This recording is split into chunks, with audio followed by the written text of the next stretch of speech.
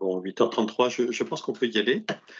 Euh, bien, bonjour à tous, nous sommes très reconnaissants à Sylvain Boyer d'avoir bien voulu apporter une nouvelle fois son expertise d'analyse économique au public de l'AEFR pour un point de situation macro, bien sûr centré sur le conflit russo-ukrainien et ses conséquences sur l'économie européenne et mondiale.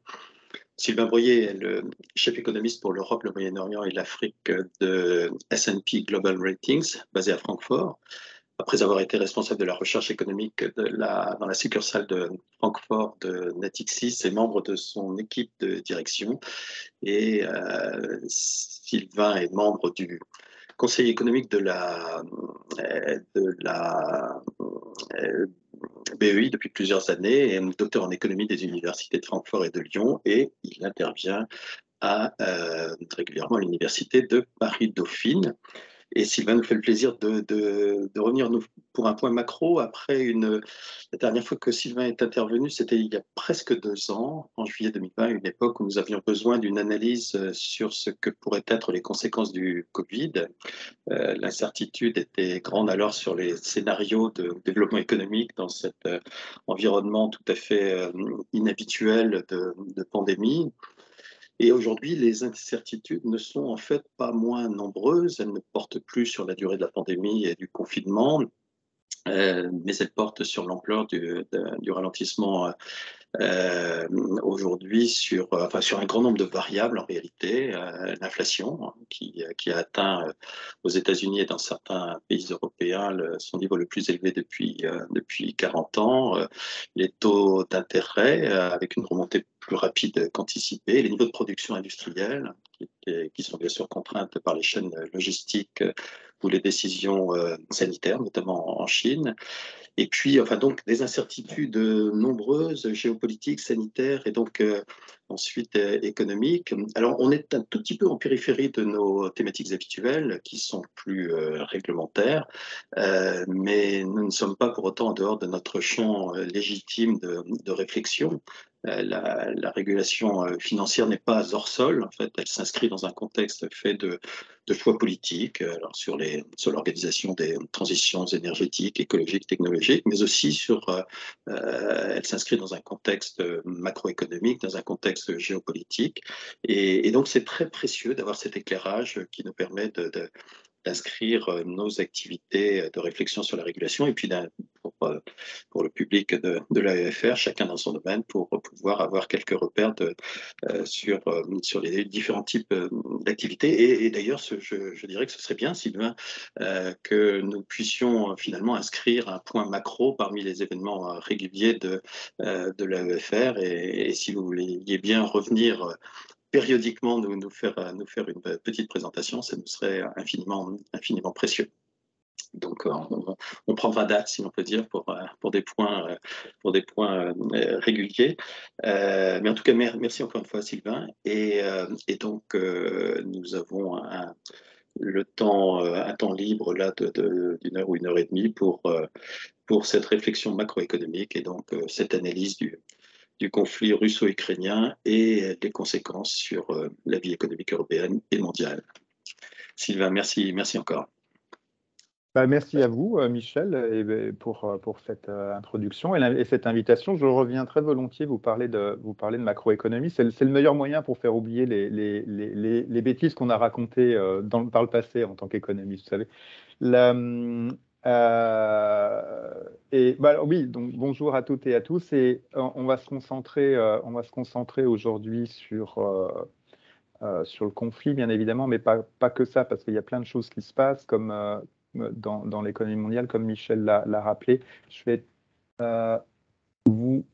partager mon écran pour vous montrer mes diapositives.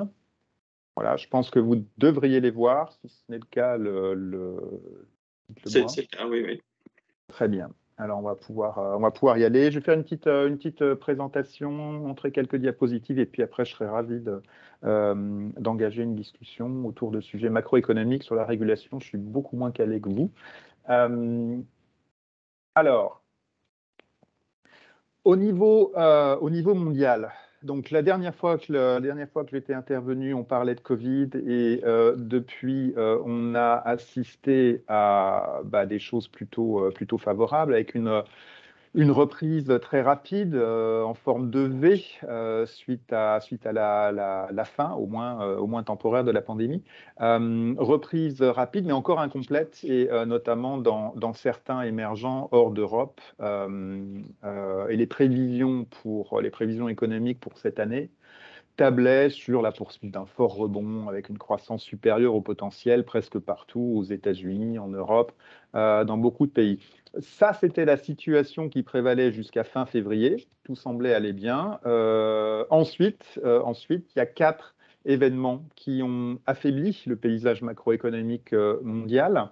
Et mettent à l'épreuve la résistance ou la résilience de la reprise post-Covid. Alors, ces 4 événements, vous les connaissez. La première est bien sûr l'invasion de l'Ukraine par la Russie, fin février. Elle a fait grimper le prix de l'énergie, le prix des produits de base, notamment alimentaires, pour une période encore plus longue que ce qu'on pensait, et elle a ébranlé la confiance, en particulier la confiance du consommateur, qui était à des niveaux élevés, mais qui a pris quand même un sacré coup depuis. Le second développement est bien sûr l'inflation, qui s'est avérée plus élevée, plus large, plus persistante qu'on ne le pensait il y a seulement quelques trimestres, et notamment aux États-Unis et au Royaume-Uni, beaucoup plus que sur nos économies continentales.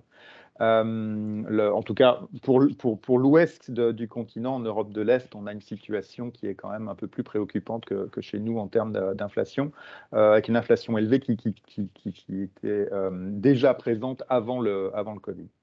Et puis plus récemment, on a observé un rythme plus rapide dans la normalisation des politiques monétaires, ça en particulier des États-Unis.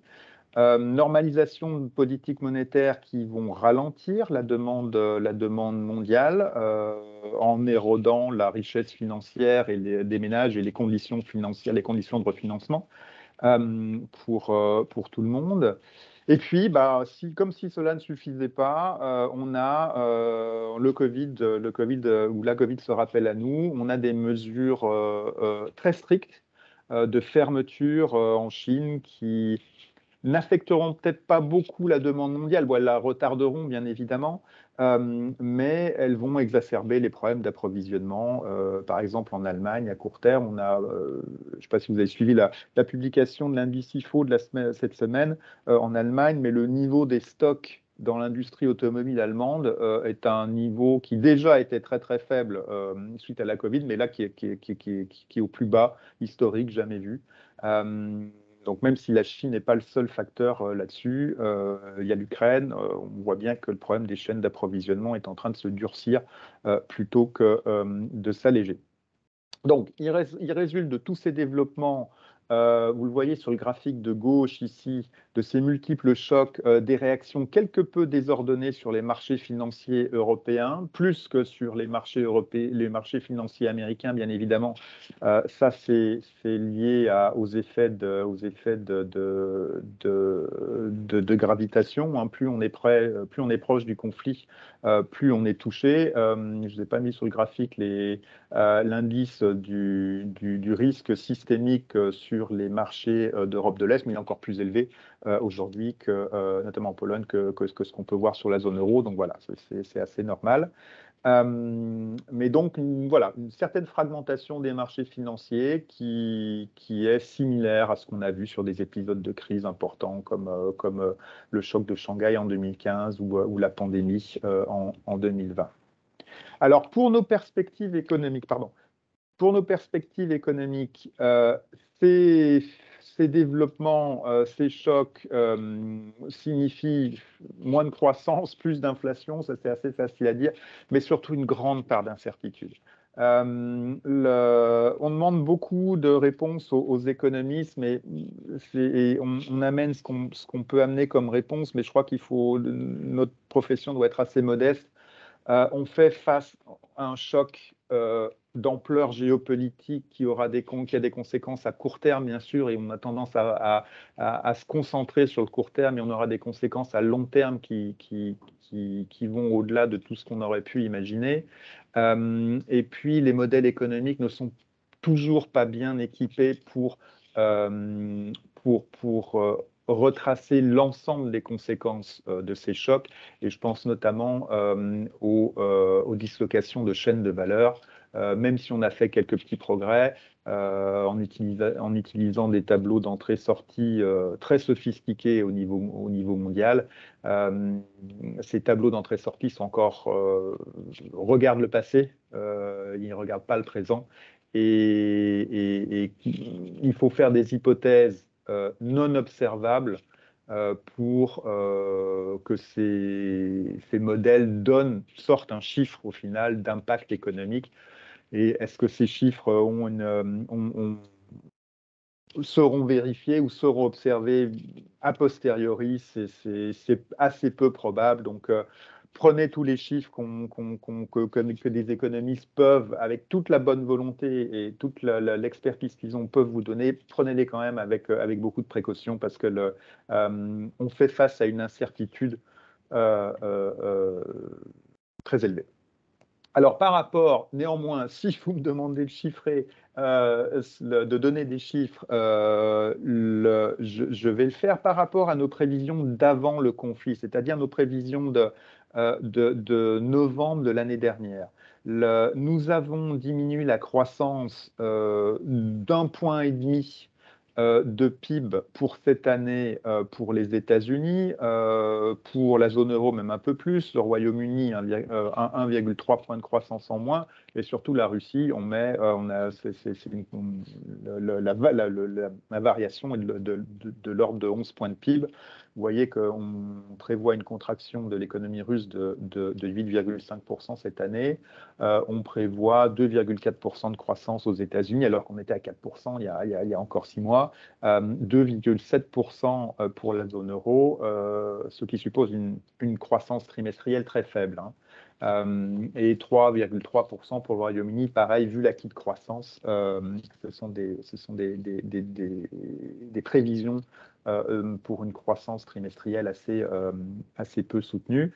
Et bien sûr, nous avons vu nos prévisions d'inflation nettement à la hausse, plus 3 points d'inflation aux États-Unis par rapport à ce qu'on voyait au mois de novembre, plus 4 points en Europe. On voit une inflation moyenne pour la zone euro de l'ordre de 6,4%, 7,6% pour le Royaume-Uni. Vous voyez qu'en Russie, on prévoit une inflation à 2 chiffres cette année. Donc des situations assez tendues. Alors vous me direz, ces prévisions, même si les chiffres sont importants, les variations, les révisions peuvent sembler modestes par rapport au nombre de chocs négatifs que nous avons, la multiplicité des chocs négatifs que nous avons. Mais permettez-moi de faire quelques remarques. Tout d'abord, il n'y a pas que des vents contraires qui soufflent sur l'économie mondiale et sur l'économie européenne. Il y a beaucoup de vents favorables qui sont liés à la réouverture des économies après la vague Omicron. J'en ai parlé, l'acquis de croissance et l'acquis statistique est important, c'est-à-dire que vu la vitesse de croisière que l'économie européenne avait acquis à la fin de l'année dernière, juste avant même début d'année, avant le conflit, même si le PIB venait à stagner sur l'ensemble, sur le reste de l'année 2022 par rapport au niveau qu'il avait atteint en début d'année sur janvier-février, on aurait une croissance annuelle de 2% dans la zone euro. Donc, vous voyez, si je vous mets 2,7% aujourd'hui, vous voyez que le reste de l'année ne va pas croître énormément. Ensuite, la Russie n'est finalement que le 5e partenaire commercial de l'Union européenne. Le commerce avec la Russie ne s'est jamais vraiment remis des sanctions des sanctions qui avaient été imposées en 2014 suite à l'invasion de la Crimée. Donc, c'est pas la Russie est cruciale pour les importations d'énergie, mais finalement, dans les exportations totales de l'Europe, ça reste un partenaire, voilà, finalement assez mineur. Autre fait qui peut-être nous différencie aujourd'hui d'un scénario de stagflation tel qu'on a pu l'avoir dans les années 70, c'est que la confiance baisse, elle a subi un choc, c'est sûr, mais elle baisse d'un niveau très élevé, notamment du côté du consommateur. Pourquoi? Parce que le chômage est au plus bas depuis plusieurs décennies. Et ça, aux États-Unis, au Royaume-Uni, en Europe. Et ce n'est pas que lié à une reprise cyclique, c'est lié au fait que pré-Covid, pré-guerre en Ukraine, les économies développées étaient sur la période d'expansion la plus longue de l'histoire. Donc ça laisse quand même des conséquences positives en termes d'emploi. Et puis en plus, du côté européen, il y a très certainement des améliorations structurelles du marché du travail qui sont à l'œuvre. Alors, si maintenant on regarde, on cherche à quantifier le choc direct que la guerre a eu. C'est évidemment un choc négatif sur les termes de l'échange. Vous voyez, on apporte beaucoup d'énergie de Russie sous forme de pétrole et de gaz.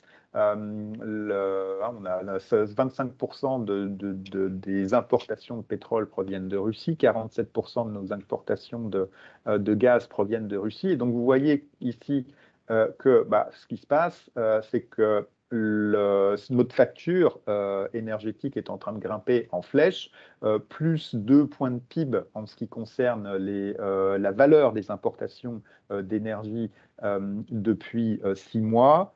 C'est beaucoup, c'est violent, mais la facture énergétique est encore plus basse que ce qu'elle était en 2012. Le prix du pétrole a quand même été plus élevé à cette époque-là, si vous vous souvenez. Et puis surtout, finalement, les ménages, et ce que vous voyez sur le graphique de droite, les ménages et les entreprises ont accumulé une épargne excédentaire telle pendant la pandémie, du fait des transferts gouvernementaux et l'impossibilité de consommer ou d'investir cet argent, si bien que aujourd'hui, cette épargne excédentaire, elle excède l'ampleur du choc de prix. Donc, tant que les ménages, donc on voyait, hein, c'est de l'ordre pour les ménages, c'est de l'ordre de 6 points de PIB d'épargne excédentaire accumulée. Et tant que les ménages acceptent de puiser dans cette épargne pour maintenir le niveau de consommation constant, finalement, ce à quoi on assiste, c'est une accélération. C'est une accélération des transferts d'argent des pays importateurs de pétrole vers les pays exportateurs de pétrole et de gaz, pardon.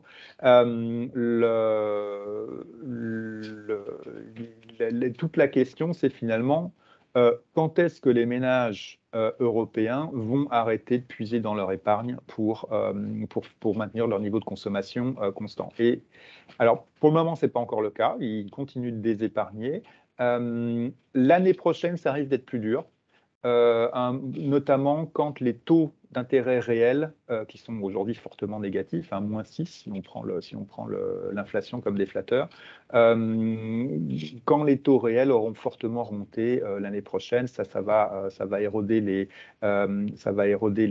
effets richesse et la richesse financière, même l'immobilière. Donc peut-être qu'on va voir un changement dans le comportement du consommateur l'année prochaine.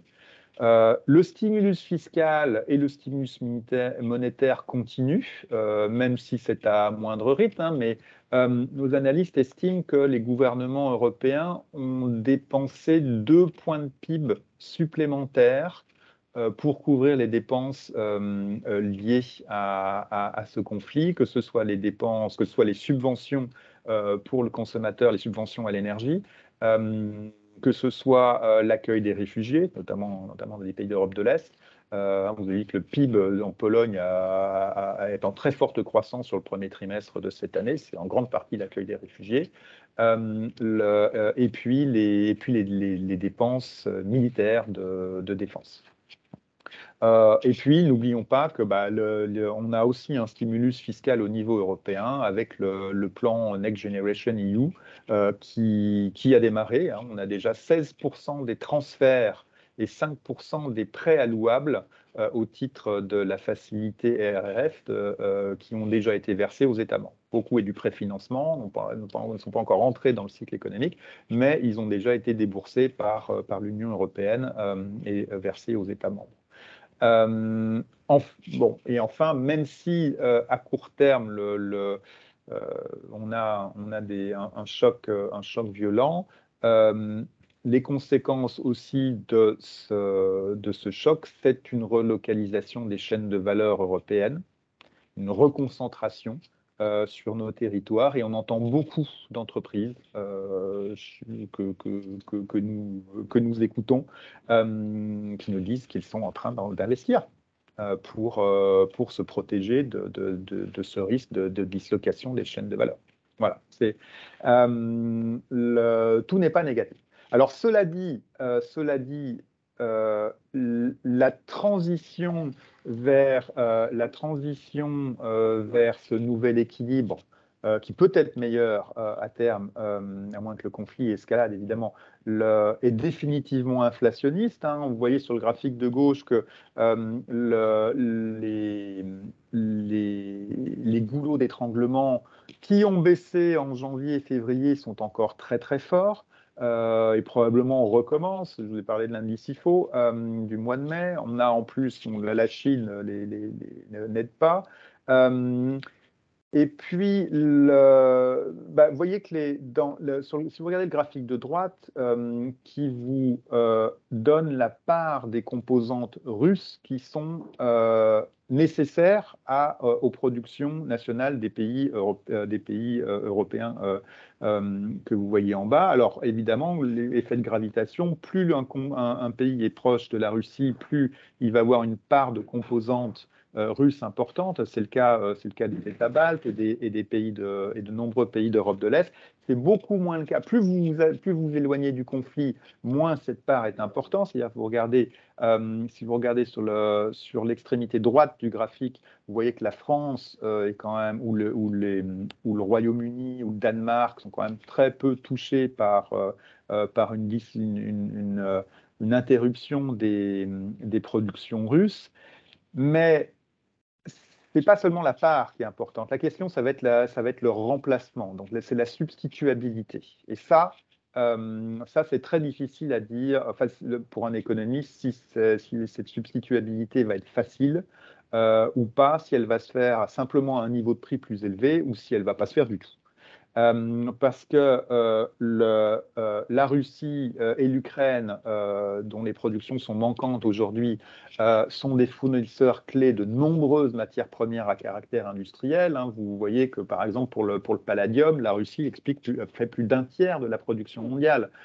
Pour le titanium, l'Ukraine et la Russie ont une part importante, le platine et ainsi de suite. Il y a plein de matières premières à caractère industriel qui sont importantes pour nos productions et dont on ne sait pas si on va pouvoir trouver des substitutions hors Russie et Ukrainien, et combien de temps le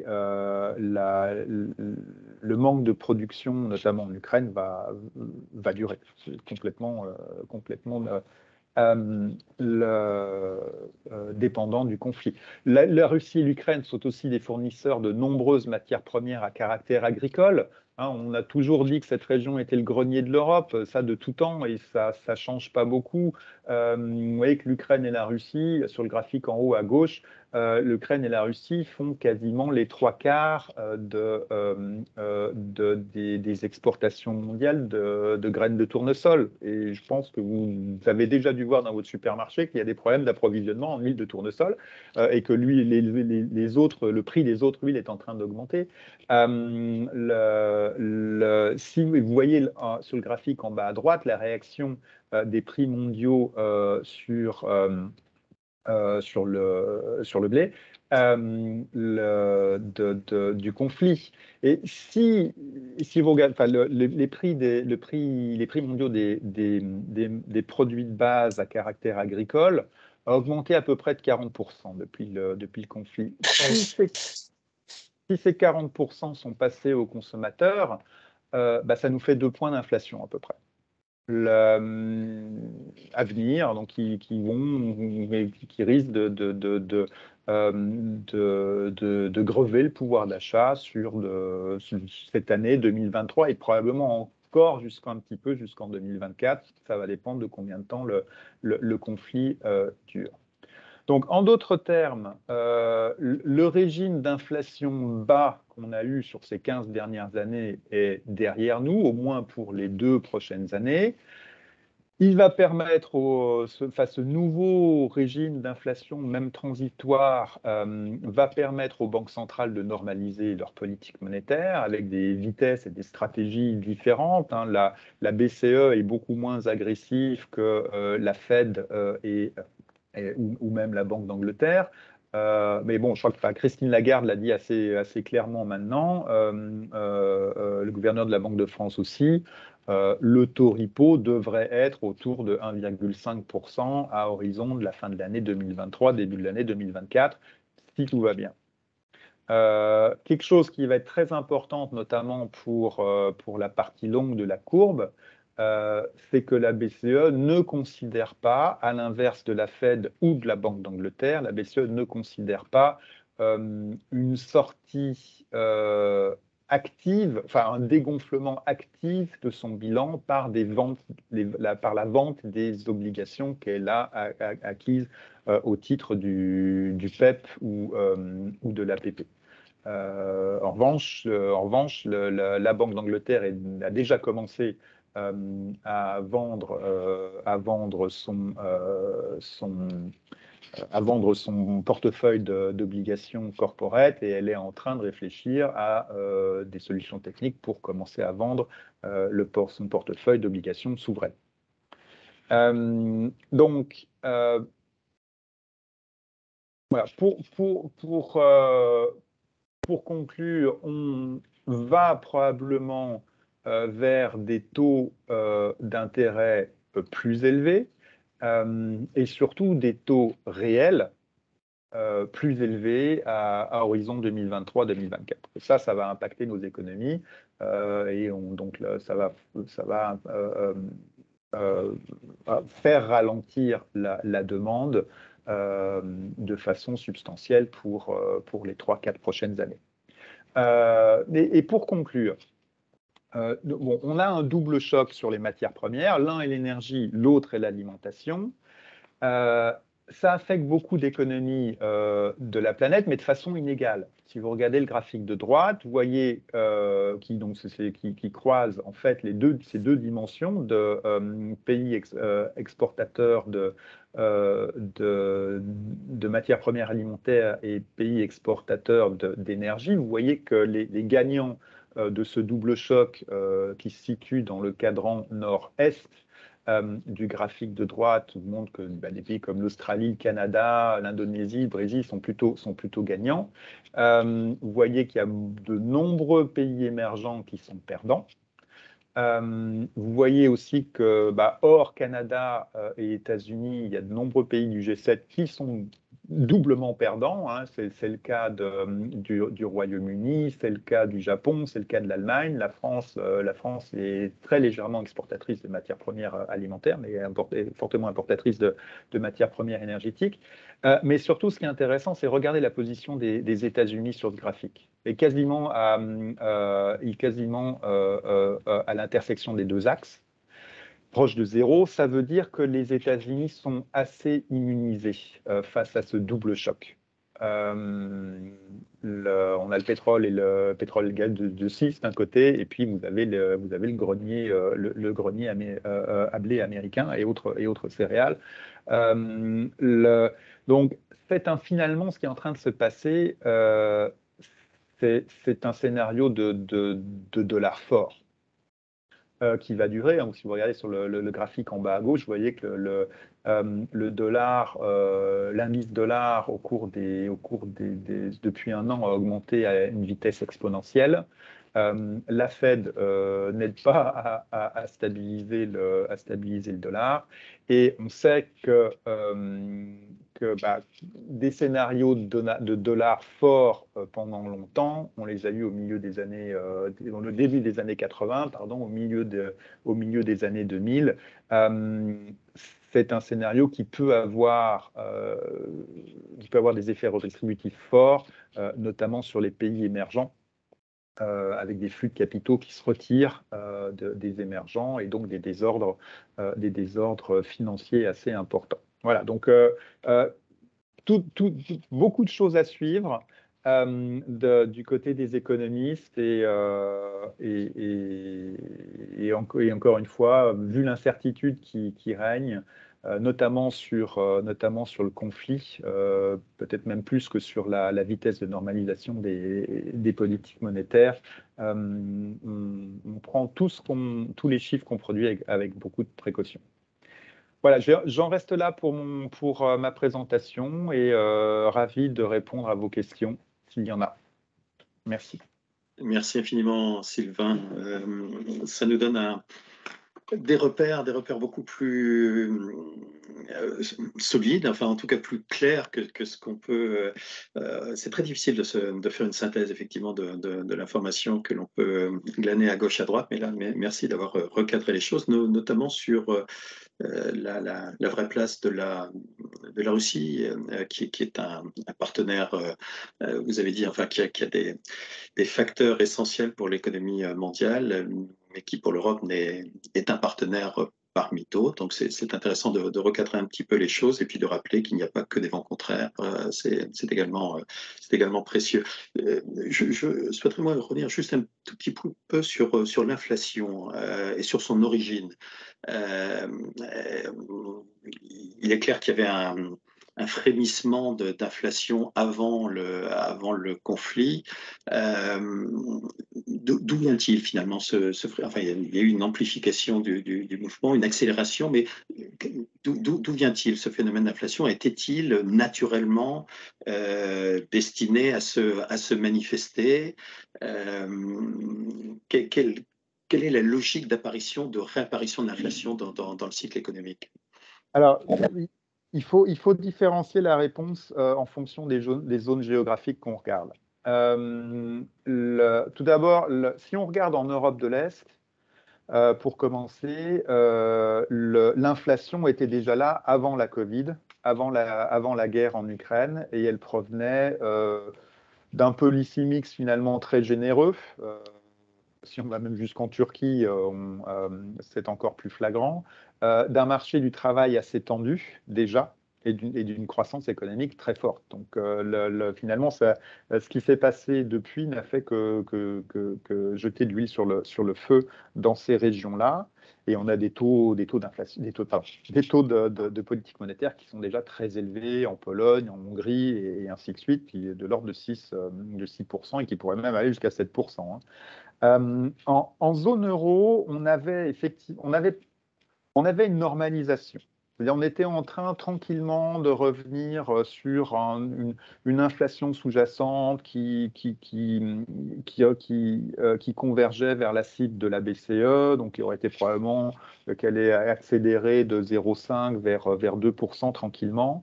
Simplement parce qu'on a eu une période d'expansion économique très longue, le taux de chômage a beaucoup baissé, venait proche de son niveau d'équilibre.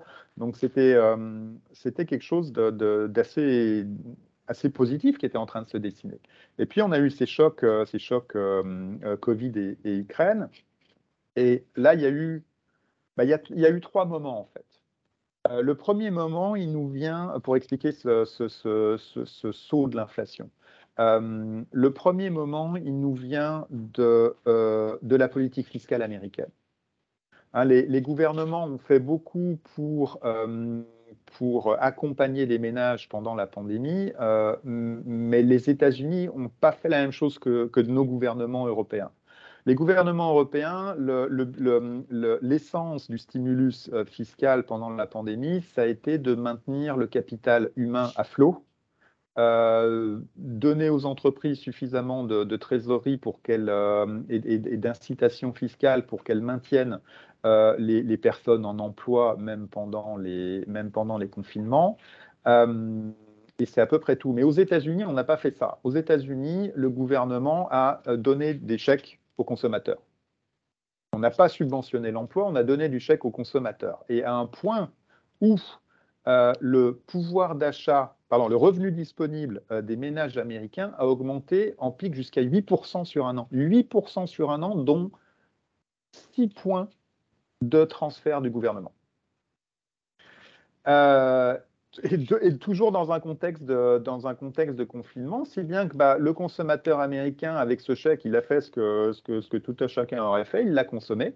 Et il l'a consommé sur ce qu'il pouvait consommer, c'est-à-dire pas des services, puisque les restaurants, les cinémas étaient fermés, mais sur des biens, notamment de l'électronique grand public et ainsi de suite. Ce qui fait qu'on a eu là un choc de demande très fort sur la production mondiale d'électronique et autres objets de ce genre, dans un contexte où en plus les usines du monde d'électronique, principalement en Asie, étaient fermées. Et ont eu beaucoup de mal à redémarrer. Voilà, donc ça, c'était le deuxième moment. Le premier moment, c'était ce choc, finalement, ce choc de demande par la politique fiscale américaine. Et c'est important, ce n'est pas la politique monétaire qui a créé cette inflation, c'est la politique fiscale aux États-Unis. Et donc, ensuite, le deuxième moment, ça a été de voir que les chaînes de valeur ont eu beaucoup de mal à se remettre, des confinements. Et c'est peut-être là où les économistes ont un peu péché par excès d'optimisme. Peut-être moi le premier d'ailleurs. On pensait que ça serait quand même beaucoup plus facilement. La réouverture des chaînes de valeur, ce n'est pas le cas. Et regardez du côté de l'OPEC. Parmi les pays producteurs de pétrole, il n'y a que la Norvège qui a réussi ou voulu peut-être aussi, retrouver son niveau de production d'avant la Covid. C'est le seul pays. Partout ailleurs, et notamment dans les pays d'Afrique, on voit que le redémarrage de la production pétrolière est une catastrophe. On n'a pas assez investi, c'est probablement techniquement assez difficile, mais donc du coup, la demande excède l'offre sur l'énergie. Et puis, troisième moment, c'est le conflit, où là, le conflit en Ukraine, où là, effectivement, qui touche le grenier du monde, qui touche directement les importations d'énergie vers l'Europe, et ça suffit. Alors, on n'a pas encore beaucoup d'inflation salariale en Europe. On va avoir un petit peu plus de salaire, c'est sûr, mais pas dans la mesure de ce qu'on est en train de voir aux États-Unis ou même au Royaume-Uni, et notamment aux États-Unis, parce que l'accompagnement du marché du travail pendant la pandémie a été quasiment inexistant. Voilà, donc on a quelque chose d'un peu plus lissé chez nous, grâce à la bonne gestion du marché du travail qu'on a apprise pendant la grande crise financière de 2008-2009 d'ailleurs. Merci Sylvain. Est-ce qu'il y a des questions? Il doit y avoir des interrogations nombreuses sur le contexte macro. Sylvain, justement, quand vous essayez de vous projeter dans le temps, j'imagine que vous établissez des scénarios. On peut imaginer des scénarios d'une telle variété, d'une telle combinaison, d'une telle amplitude. Et j'imagine que vous avez un scénario central et des scénarios un peu alternatifs. Le scénario central, quel est-il en termes de... Alors c'est très compliqué, hein, déjà sur le conflit lui-même. Quel est celui sur lequel vous basez votre hypothèse? C'est quelque chose qui qui dure encore un certain nombre de semaines, si ce n'est pas 2 mois. Est-ce que vous imaginez des scénarios, pour rester sur ce sujet géopolitique, des scénarios beaucoup plus complexes d'extension du conflit, ou est-ce que c'est quelque chose, non pas que vous vous interdisez d'explorer, mais qui est quand même d'un ordre beaucoup plus lointain et plus marginal en probabilité? Bah, oui, enfin, on réfléchit beaucoup, on discute beaucoup, mais c'est difficile de s'accorder à ce qui pourrait être un scénario risque raisonnable, finalement. Le scénario de base, il ne table pas sur une escalade du conflit. Bon, on a déjà changé par rapport à notre premier scénario de base. Là, on a changé un petit peu le scénario sous l'aspect durée du conflit, puisque visiblement, les experts géopolitiques nous disent que il est improbable d'avoir un cessez-le-feu sous 3 mois. Donc ça veut dire qu'il y a des conséquences plus importantes qui s'amplifient sur le prix des matières premières, et notamment le prix des matières premières agricoles, parce que dans 3 mois, normalement, on devrait commencer à faire des récoltes et on devrait commencer à exporter les récoltes. Et ça va visiblement poser problème. Mais dans notre scénario de base, on n'a pas d'escalade du conflit au sens intensification du conflit militaire, utilisation d'armes non conventionnelles, ni d'escalade en termes de dilatation géographique du conflit. Parce que si aujourd'hui, alors on a aussi le scénario, ça on va probablement publier des choses là-dessus le mois prochain. On a un scénario où on se dit bon, bah, qu'est-ce qui se passe si le gaz et le pétrole russe sont coupés. Bon, les estimations consensuelles aujourd'hui, celles qu'on peut faire en tant qu'économiste, c'est sur un effet, toutes choses égales par ailleurs, sur un effet de -1 à -3 points de PIB. En plus de tous les chocs qu'on a de confiance sur les prix de l'énergie, sur les prix des matières premières qu'on a déjà eu. Voilà. Si le gaz russe s'était coupé, c'est probablement l'ampleur des révisions qu'on aurait pour l'Europe. Mais méfions-nous de ces chiffres. Même quand ils sont calculés avec la plus grande rigueur, ils ne peuvent pas vous rendre toute la granularité de ce qui peut se passer, et notamment sur les PME. Est-ce que les PME sont aussi bien protégées que les grandes entreprises par rapport à ça? Est-ce que les gouvernements ou comment les gouvernements vont rationner l'utilisation de l'énergie? Est-ce que ça va favoriser le consommateur ou est-ce que ça va favoriser les entreprises? Je peux vous dire qu'il y a un énorme lobbyisme qui est fait à différents niveaux en ce moment. Vous imaginez bien. Et puis, est-ce qu'une coupure viendrait de la décision européenne ou de la décision russe? Si ça vient de la décision russe, ça peut être une coupure immédiate. Et encore, les experts vous expliquent que les pipelines, ça ne se coupe pas comme ça. Si c'est une décision européenne, on peut imaginer qu'elle va être étagée, qu'elle va être retardée. Et plus elle est étagée, plus elle est retardée, moins l'impact économique sera grand. Parce que vous avez, en même temps, on essaye de remplir les réservoirs de gaz. Donc, c'est très complexe comme scénario. Maintenant, le scénario du pire, c'est bien évidemment celui d'une escalade, d'une dilatation géographique du conflit. Et là, vous partez sur d'autres choses. Mais rien qu'en termes économiques, pas en termes géopolitiques. Sur la géopolitique, on peut en discuter après, mais en termes économiques, par exemple, pour le secteur automobile européen, le risque de dislocation de la chaîne de valeur peut être multiplié par 8 si des pays comme la République tchèque ou la Pologne sont affectés par rapport à la situation aujourd'hui. Multiplié par 8. Donc, vous voyez, comme on le disait au début, c'est une période très prenante. Il y a beaucoup de choses à faire, on regarde plein de choses, mais est-ce que tout ce qu'on regarde finalement va se matérialiser, on n'en sait rien. Et puis il y aurait un scénario géopolitique qu'on avait évoqué au mois de mars, c'est celui finalement pas d'une guerre commerciale, mais simplement d'une rupture des échanges, une rupture totale des échanges commerciaux entre la Russie et l'Europe. Ce serait perdant pour tout le monde. L'Europe perdrait d'abord des débouchés commerciaux, son accès à une grande partie de l'énergie, mais la Russie serait coupée de l'accès aux technologies européennes dont elle a crucialement besoin. Et pour la Russie, se tourner vers les technologies chinoises en alternative n'est pas un gain, puisque la Chine elle-même est tributaire des technologies américaines. Donc c'est plein de choses à voir. Alors, merci. Des questions. J'ai vu apparaître une question, mais qui a disparu. Je ne la vois pas. En tout cas, je vois la main levée d'Édouard de Langsin. Édouard.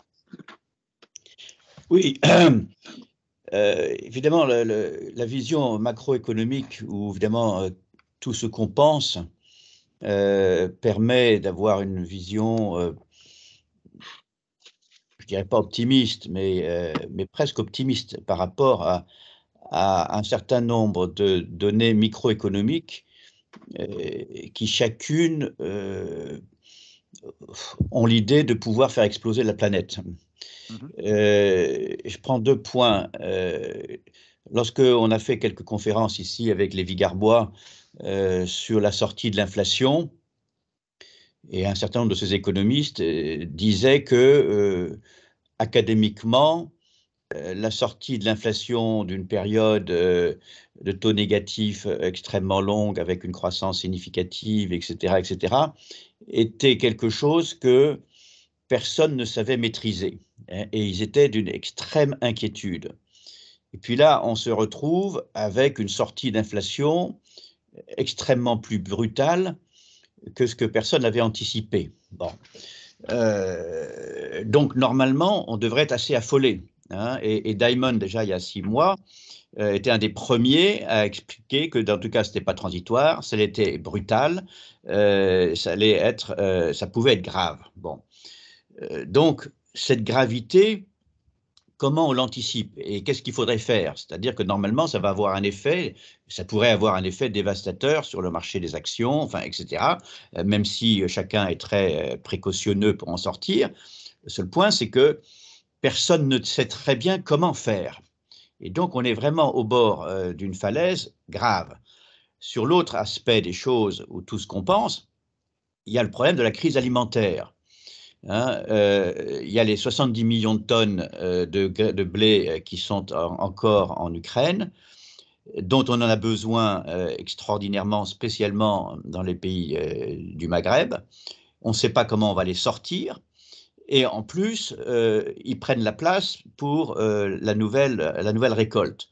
Nouvelle récolte dont on se pose des questions de savoir si elle va exister, puisqu'on ne sait pas comment les Ukrainiens plantent, et surtout comme il y a un shortage fort en énergie, enfin en pétrole, on n'est pas sûr qu'il y ait les moissonneuses-batteuses qui pourront effectivement récolter ces bétails. Donc quand on cumule tout ça, on se dit, il y a quand même pas loin du feu au lac. Et puis là, on ajoute le climat. Et on voit qu'à Sri Lanka, il y a eu des fautes politiques, mais aussi il y a des cas climatiques, et cette petite zone de 25 millions d'habitants a explosé. Bon. Mais tout le sud de l'Inde est en train d'exploser aussi. Bon. Et donc on se dit, on va tendre vers un printemps arabe nouveau et des explosions potentiellement extrêmement significatives. Alors comment, avec ces petites visions micro, comment les macroéconomistes peuvent-ils garder leur calme, ou si ce n'est pas le cas, qu'est-ce qu'ils pourraient recommander pour éviter qu'on tombe de la falaise? Alors,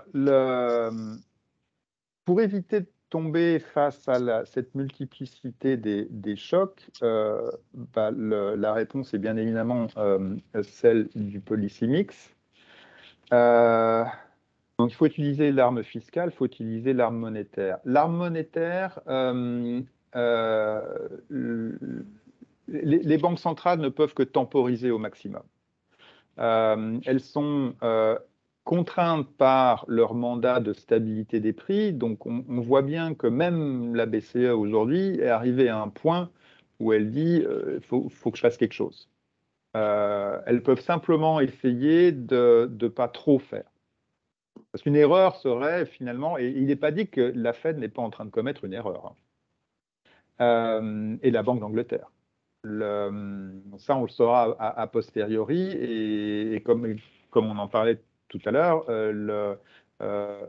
effectivement, une crise alimentaire pourrait, quand on regarde l'ampleur de la hausse des prix des matières premières alimentaires par rapport à, on est sur des dynamiques qui étaient voisines de ce qui s'était vu sur les printemps arabes.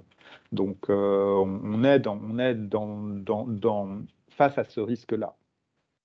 Si en plus vous ajoutez la Fed qui surréagit et qui coupe au point de couper les flux de capitaux vers les pays émergents, qui sont ceux qui sont importateurs de matières premières, c'est effectivement c'est un des éléments de la tempête parfaite, comme on dit.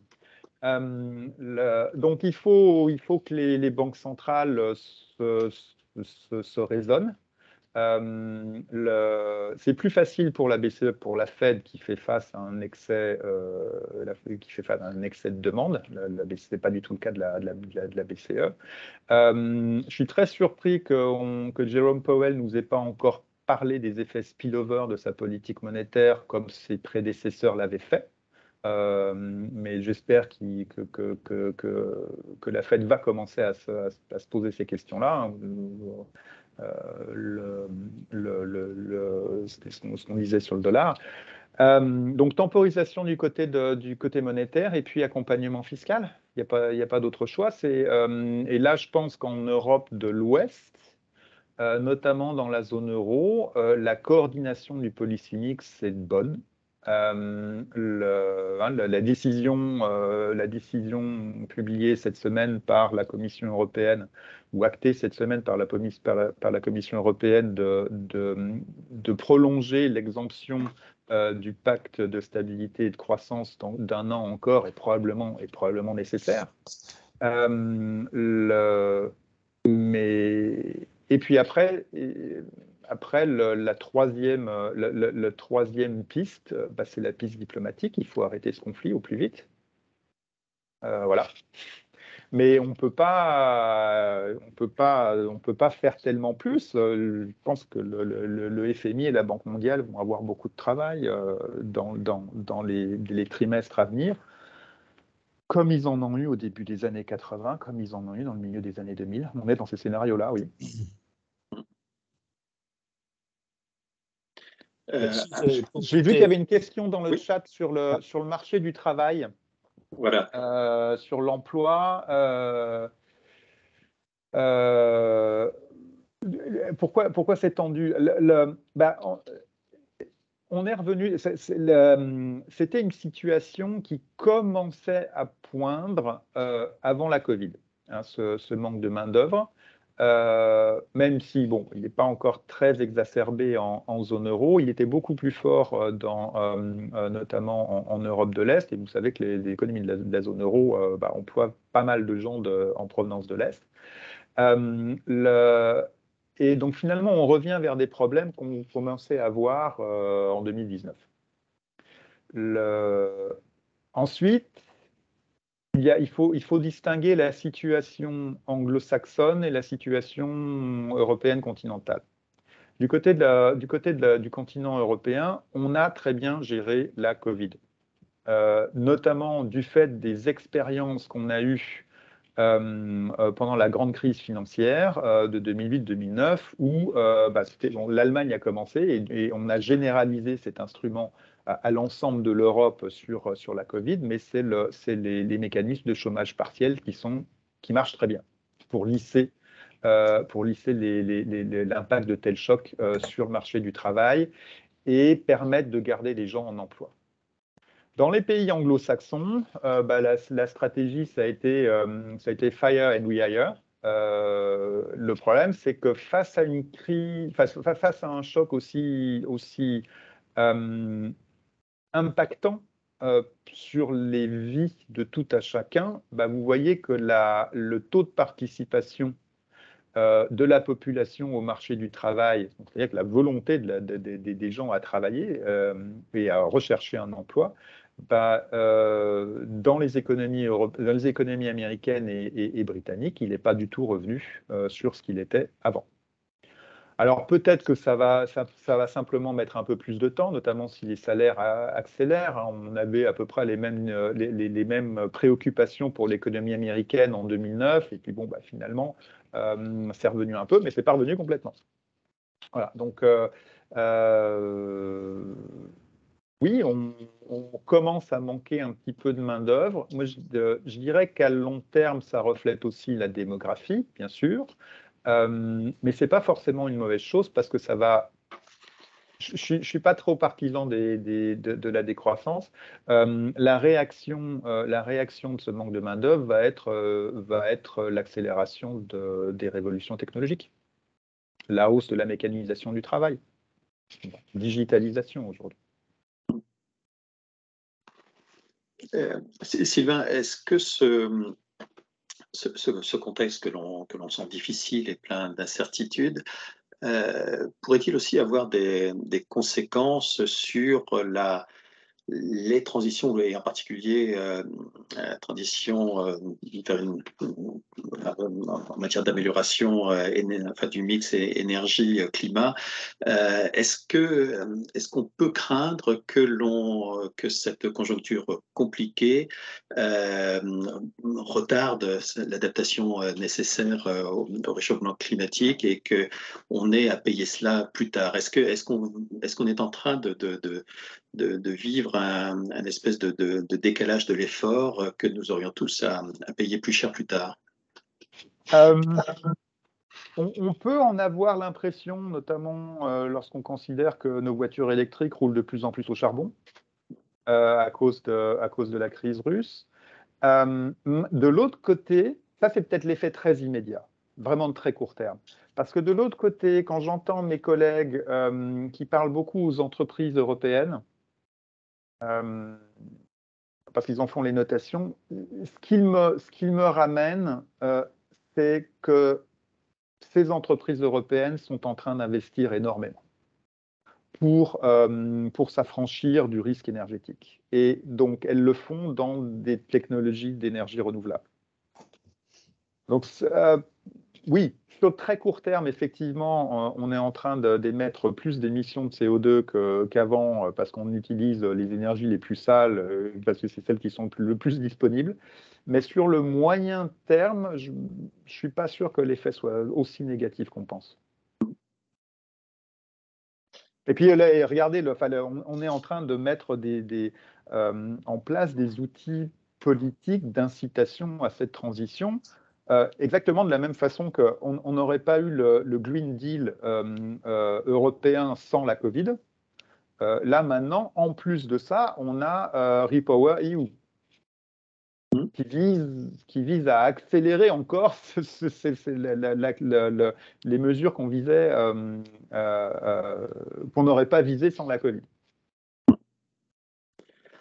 On n'a pas beaucoup parlé de l'environnement sanitaire. Alors, il se trouve qu'ici, en Europe, on est et aux États-Unis probablement aussi, dans une décrispation probablement des conditions de vie et de la réalité du danger sanitaire. En Chine, c'est peut-être l'inverse. En tout cas, est-ce que vous considérez l'économiste doit aujourd'hui intégrer un facteur nouveau dans ses analyses et dans ses perspectives? Est-ce qu'il y aura toujours maintenant une forme d'incertitude additionnelle à intégrer dans les modèles, qui est cette incertitude sanitaire, alors que ce soit le Covid ou d'autres maladies potentiellement émergentes? Est-ce qu'il y a une dimension nouvelle d'incertitude qui s'est insérée dans l'économie? Oui, certainement. Est-ce qu'elle est temporaire ou est-ce qu'elle va durer? Je ne sais pas. On est On est en transition entre deux équilibres. Le précédent équilibre était celui de la grande modération, inflation très faible, croissance proche du potentiel, relativement flat, des cycles très lisses, augmentation du pouvoir d'achat, du bien-être économique et ainsi de suite. Ce monde-là est révolu, ça on le sait. Le monde de demain, c'est un monde où effectivement les machines travaillent plus pour nous, on consomme plus d'énergie verte et la mondialisation est différente, mais n'a pas forcément reculé. Elle est peut-être simplement un petit peu plus ses fruits sont mieux répartis. Ça, on connaît ce monde. La question, c'est combien de temps on va mettre pour y accéder. Et sur le chemin de cette transition, il va pas être, comme toute transition, elle va être chaotique. Donc oui, pour les prochaines années, on fait face à un monde plus incertain. Mais est-ce que ça va durer 5 ans ou 10 ans? Je me garderai bien de vous donner une réponse. Est-ce qu'il y a d'autres questions? Je ne vois pas de main levée. Je vais continuer sur le risque. Je me situe quand même dans une perspective où les risques qui sont devant nous augmentent et que ces risques sont encore plus importants compte tenu des besoins de financement qu'on a devant nous, hein, en particulier les nouveaux besoins de financement climatiques et les besoins de financement liés à la révolution digitale, qui, contrairement à ce que certains ont pu penser, ces besoins de financement sont d'abord un coût avant d'être une source de rentabilité. Hein, c'est-à-dire que peut-être que les coûts se compenseront, mais à terme, mais en première période, probablement non, ce sera un surcoût. Donc ça veut dire que ça peut impliquer la politique de qui va porter le risque.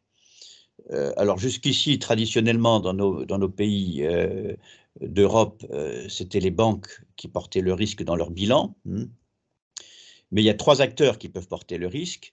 Il y a les États, et les États ont porté ces risques à travers leur déficit.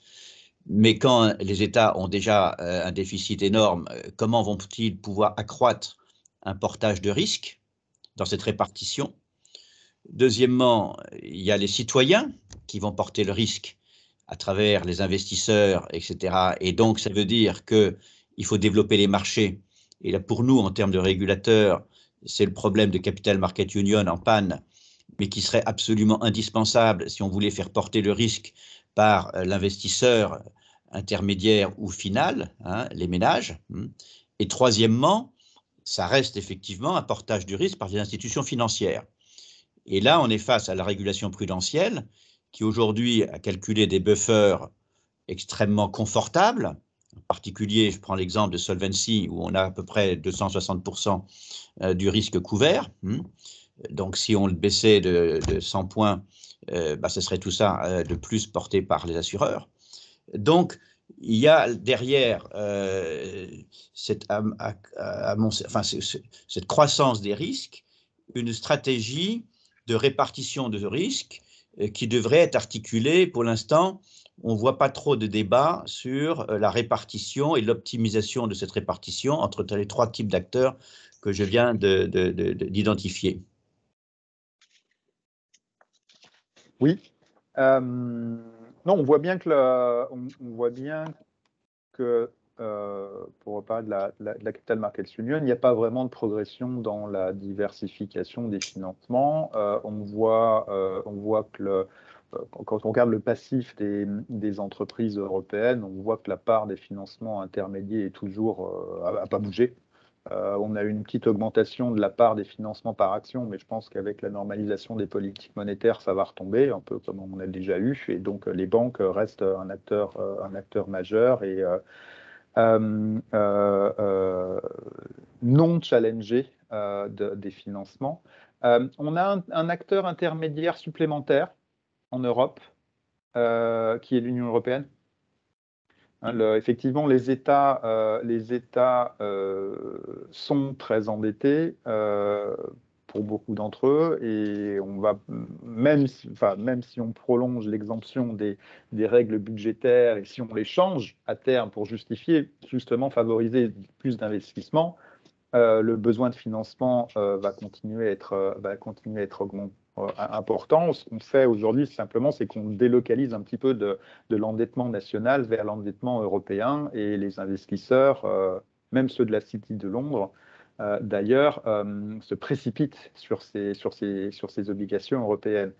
Et le risque, effectivement, je rejoins Édouard, le risque est d'avoir un policy mix divergent sur les prochaines années. On a eu un policy mix exceptionnellement congruent pendant la pandémie, ou depuis la pandémie, on l'a encore aujourd'hui, hein, donc, où finalement l'expansion de la politique monétaire répond à l'expansion de la politique fiscale, et du coup les taux d'intérêt sont très faibles, ou ne bougent pas. On est encore dans ce domaine-là, et c'est très important. La question de la gestion du bilan de la BCE va être très importante en fin de normalisation de politique monétaire. Et d'ailleurs, vous avez vu que Christine Lagarde a déjà commencé à commenter cela, en disant que c'était prématuré d'en parler. Et elle a raison. Mais pour les années à venir, donc, normalement, à partir de 2024, quand on aura rétabli les règles budgétaires en Europe, peut-être que ce ne sera pas le cas, hein, mais on risque d'aller vers un policy mix divergent où la politique monétaire s'est normalisée et où il va falloir faire de la consolidation budgétaire. Sinon, les taux d'intérêt vont continuer d'augmenter. C'est un scénario possible. On va voir s'il se réalise. Ça va dépendre de l'état de l'économie en 2024. Je ne suis pas sûr qu'on continue à avoir des chiffres positifs de croissance économique à cet horizon-là.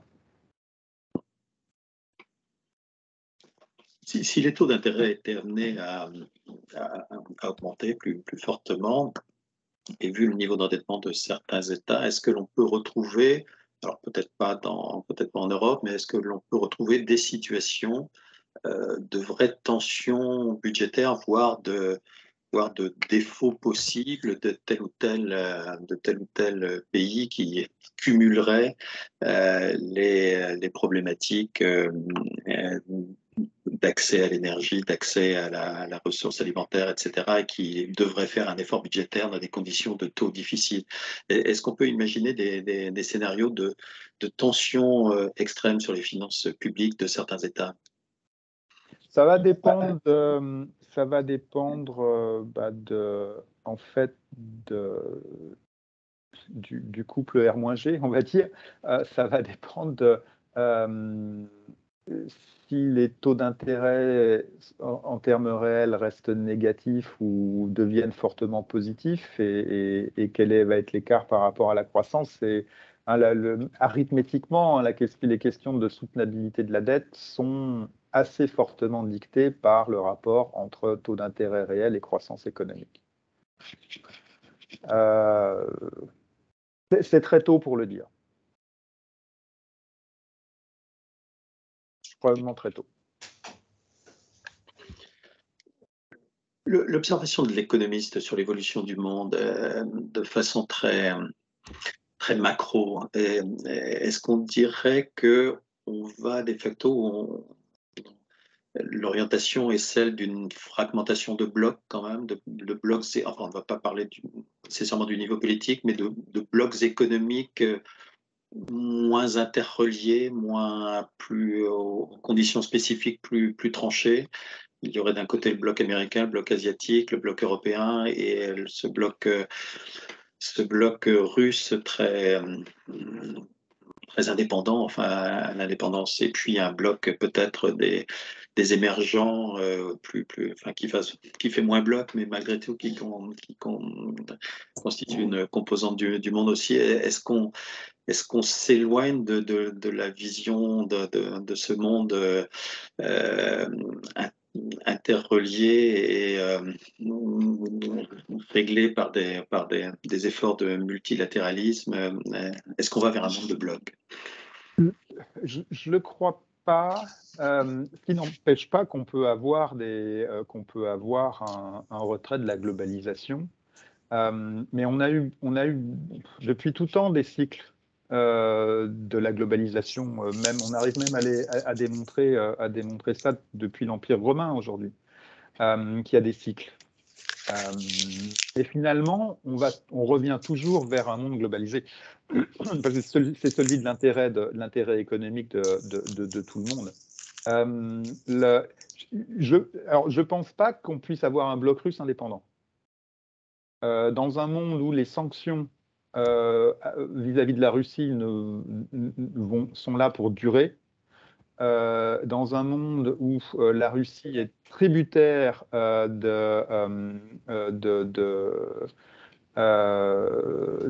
des technologies qu'elle n'a pas, elle ne pourra pas rester indépendante. Donc il se peut qu'elle se tourne vers la Chine, mais bon, la Chine est un animal géostratégique très intelligent et la Chine, je doute qu'elle ne voit pas l'intérêt qu'elle a à coopérer avec les États-Unis et l'Europe. Au final, tout le monde bénéficie de la globalisation. Tout le monde. Les cycles, au-delà des cycles historiques de globalisation, on a une tendance séculaire à la croissance de la globalisation. Mais c'est possible que pour les 5 prochaines années, on ait un petit peu moins. Comme je vous dis, on est dans un monde en transition. Donc là, ce qu'on est en train d'apprendre au niveau des chaînes de valeur économiques, donc vraiment en termes de production industrielle, c'est finalement ce qu'on a appris dans la finance depuis très longtemps, à savoir il faut pas mettre tous ses œufs dans le même panier pour accumuler une dépendance de chaîne vis-à-vis d'un fournisseur. On le sait très bien dans le monde de la finance, c'est le bœuf à bas de tout gestionnaire de portefeuille. Les industriels sont en train d'apprendre ça. Donc on va vers une redistribution qui va devoir respecter des contraintes économiques, mais elle va se faire. Mais au final, c'est pas dit qu'elle se fasse au détriment de la globalisation. On va vers un autre monde globalisé, probablement. Aujourd'hui, le niveau de l'indice de confiance l'indice de confiance des ménages et l'indice de confiance des industriels sont deux paramètres économiques fondamentaux, puisque finalement, ce sont eux qui font l'effet d'entraînement et de croissance. Quel est celui qui est le plus affecté? Est-ce que les entreprises sont plus inquiètes ou incertaines que les ménages, ou est-ce que ce sont les ménages effectivement qui ont tendance à anticiper une forme de repli par cette contrainte inflationniste? Est-ce qu'on arrive à segmenter ou à qualifier l'un et l'autre? Les indices de confiance vous montrent très clairement que le plus gros de l'ajustement se fait aujourd'hui du côté du consommateur. Les industriels ont été capables de passer beaucoup plus rapidement que ce qu'on a pu voir par le passé, les hausses de prix des matières premières. Beaucoup plus rapidement. Et ça, donc le consommateur fait grise mine, mais finalement, vu qu'il a un emploi, comme on le disait tout à l'heure, les taux de chômage sont à des plus bas historiques. Ça fait plusieurs décennies qu'on n'avait pas vu des taux de chômage aussi bas, et pas partout. Et on a de l'épargne excédentaire. Donc, pour le moment, le consommateur fait grise mine, mais il n'a pas vraiment encore changé son mode de consommation et d'épargne. Ça peut venir en 2023, notamment quand les taux d'intérêt réels seront remontés et qu'ils auront affecté la richesse financière des ménages. La richesse nette, le patrimoine financier net, le patrimoine net financier et immobilier des ménages européens a augmenté de 40 points de revenus depuis la pandémie. C'est énorme, énorme. Donc, en fait, ce qu'on voit, c'est qu'on a une accélération par la hausse des prix des matières premières. On a une accélération, finalement, des transferts de cette épargne excédentaire des ménages vers les autres acteurs économiques pour beaucoup des fonds souverains des pays exportateurs de pétrole. Mais voilà, la confiance des affaires, pour le moment, s'en tire bien. Regardez, les marchés actions sont relativement solides, finalement. Oui, avec des frémissements ces derniers jours qui ne sont... Mais qui sont liés au taux d'escompte, avec ce que les politiques monétaires vont faire. D'autres questions, d'autres interrogations Oui, je reviens sur... je reviens aussi plus, moins macro, mais plus local. À l'intérieur de l'Europe, quand même, on a les Pays-Bas qui ont 11% d'inflation, la France autour de 5%, enfin, etc. Bon, on est quand même, on a déjà fait face à beaucoup de divergences à l'intérieur de la zone euro. Là, avec ces différents chocs, on risque d'avoir encore plus de divergences liées à l'inflation. Comment on va faire en sorte que on ne fasse pas exploser l'euro, hein, comment la politique budgétaire va pouvoir contrecarrer des pressions qui sont centripètes, hein, et comment les semesters européens doivent être plus efficaces pour pas retrouver ce qu'on a déjà vu à la précédente crise de l'euro. C'est une discussion qui est prise très au sérieux au niveau des autorités européennes, d'après moi, ce que j'entends. Il y a plusieurs pistes qui sont évoquées et qui sont déjà utilisées, hein. La première, c'est celle du plan Next Generation EU, qui est là quand même pour justement éviter trop de fragmentation des économies réelles. Et on voit bien aujourd'hui que l'argent européen va déjà vers les pays les plus fragilisés. L'Espagne, l'Italie, la Grèce, certains pays d'Europe de l'Est, c'est déjà eux qui bénéficient plus que l'Allemagne ou la France de l'argent européen. Donc on a déjà ça qui est en œuvre. C'est un premier pas. Ensuite, vous avez certainement vu cette discussion et même cette remarque qui a été faite, encore une fois, par Christine Lagarde dans le blog qu'elle a publié il y a 2 jours, de façon inattendue, mais il y a une discussion autour finalement d'une prolongation du quantitative easing pour éviter la fragmentation, l'écartement des spreads. Ça a été entre États membres, ça a été toute une discussion. Et aujourd'hui, la BCE dit qu'elle est prête à envisager de nouveaux instruments. Politiquement parlant, ça va être assez difficile à mettre en place, mais en tout cas, les acteurs sont prêts. Encore une fois, le policy mix en zone euro n'a jamais été congruent avant la pandémie et il est encore congruent. Donc ça, à lui seul, c'est un outil de cimentation de la zone euro. Et puis, il y a aussi le facteur politique. Moi, je suis très marqué par la réaction en Europe de l'Est face, excusez-moi le langage, à l'agresseur russe. Regardez le retournement, alors après il y a la réalité politique, mais le retournement du gouvernement allemand face à l'agression russe en Ukraine. La Pologne, pareil. On est face à une menace géopolitique et une menace finalement de l'ordre culturel et politique occidental.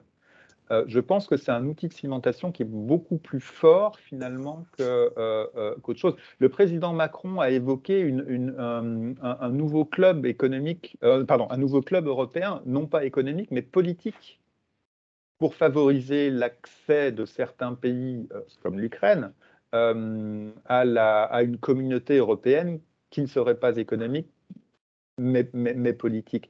C'est très très fort.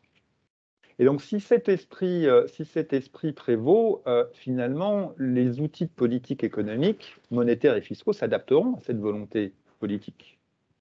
On est passé peut-être on est en train de passer d'un monde, peut-être un des éléments de changement de ce monde qu'on décrivait tout à l'heure, c'est de passer de la primauté de la monnaie à la primauté du politique, de revenir à la primauté du politique.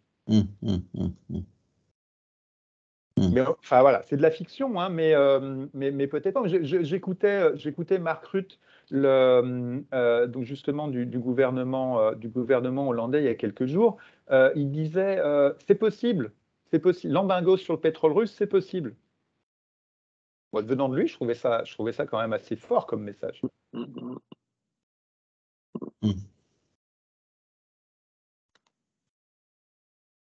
Oui, effectivement, très, très, très important, cette orientation attendue depuis longtemps, parce que pour certains, il était évident que l'Europe ne pourrait se faire que si elle était plus politique que juste économique.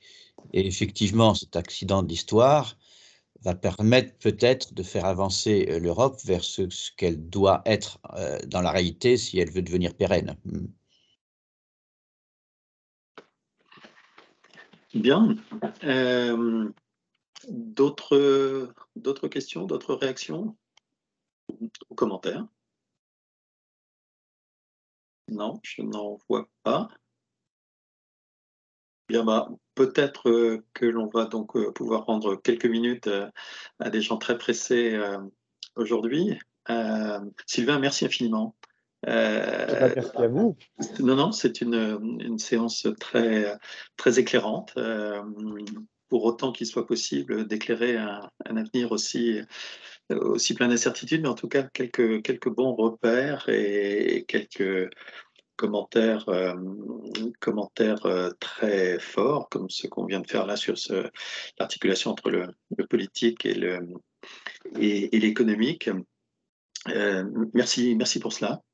Et donc, comme on le disait en début de propos, ce serait vraiment intéressant pour nous qu'il y ait des points de rendez-vous réguliers de ce même format pour éclairer ceux qui vivent le secteur financier au quotidien, qui ont besoin de repères, et ceux qui vivent comme nous la réglementation européenne qui doit s'incarner dans un contexte aussi. Il faut le comprendre, ce contexte, et on a besoin des économistes, on a besoin de vous. Donc, merci. Merci à vous, c'est toujours un plaisir d'intervenir parmi votre groupe, donc n'hésitez pas à me solliciter, je reviens régulièrement très volontiers. On le fera. Merci beaucoup. Bonne journée Sylvain, bonne journée à tous. Bonne journée, au revoir.